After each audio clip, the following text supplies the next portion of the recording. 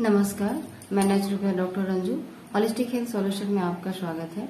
भोजन के महत्वपूर्ण सूत्र चल रहे थे, मैं अब अगले सूत्र के बारे में आपको बताऊंगी। अगला सूत्र में हम आपको ये बताना चाहते हैं कि भोजन आपके जीवन का एक बहुत ही अमूल्य चीज है। इसके बिना आप अपने शरीर को पालित पोषित नहीं कर सकते हैं। ये आहार औषधि के रूप में ही हमारे जीवन को बहुत ही महत्वपूर्ण रोल अदा करता है, इसलिए इसके बिना आप रह नहीं सकते हैं। ये आपके लिए बहुत ही महत्वपूर्ण है। तो अगले सूत्र के लिए हम आपको लेके चलते हैं। अगले सूत्र में हम ये बताना चाहेंगे कि दोपहर का भोजन करने के पश्चात 10 से 20 मिनट लेटकर विश्राम करना चाहिए, परंतु सो नहीं जाना चाहिए।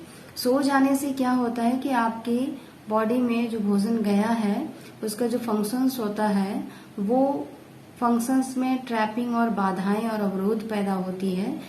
विश्राम करने से उस भोजन को एक सपोर्ट मिलता है डाइजेशन में, और जब आप पूरी तरीके से सो जाते हैं तो फंक्शंस प्रॉपर नहीं हो पाता है, प्रेशर होने लगता है, और इसका रीजन होता है डाइजेशन ठीक से नहीं होता है, इंडाइजेशन होने लगता है, एसिडिटी होता है, कॉन्स्टिपेशन होता है, बहुत सारी चीजें आपको उत्पन्न करती है।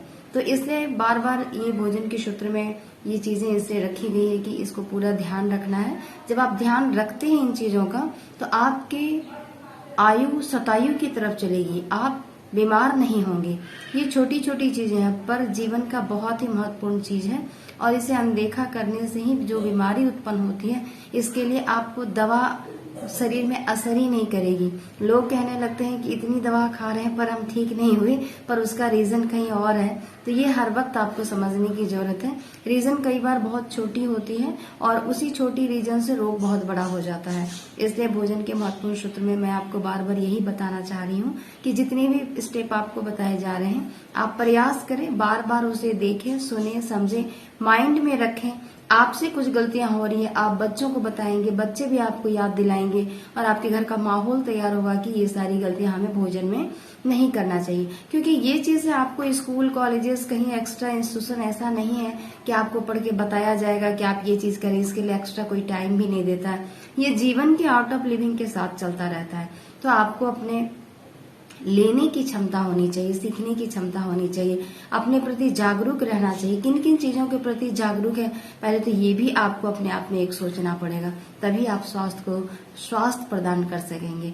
वरना आप जिंदगी भर रोगी रहेंगे, रोग आता रहेगा, हॉस्पिटल जाते रहेंगे, डॉक्टर से दिखाते रहेंगे, दवा खाते रहेंगे, पर आपके जीवन में वो शांति जो स्वास्थ्य की होती है वो नहीं मिल पाएगी। तो इसलिए आप इसे पूरा ध्यान रखें।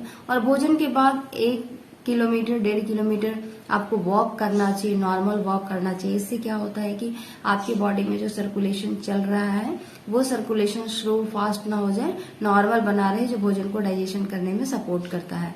तो मैं आशा करती हूँ कि आपको समझ में आ रहा होगा। मैं ये 24 सूत्र भोजन के जो बता रही हूँ आप भी अपने जीवन में इसको प्रयोग करें और उसका अनुभव करें, एहसास करें कि क्या आपको लाभ मिला पहले और अब में, और कमेंट सेक्शन में लिखे जरूर भेजें। और मेरे चैनल को लाइक, सब्सक्राइब और शेयर जरूर करें ताकि आपके मार्फत से किसी के भी जीवन में कुछ सुधार और उन्नति और उन्हें आरोग्यता की प्राप्ति हो। तो ये बहुत बड़ा आपके हाथों से काम हो जाएगा। आज के लिए यहीं तक, धन्यवाद।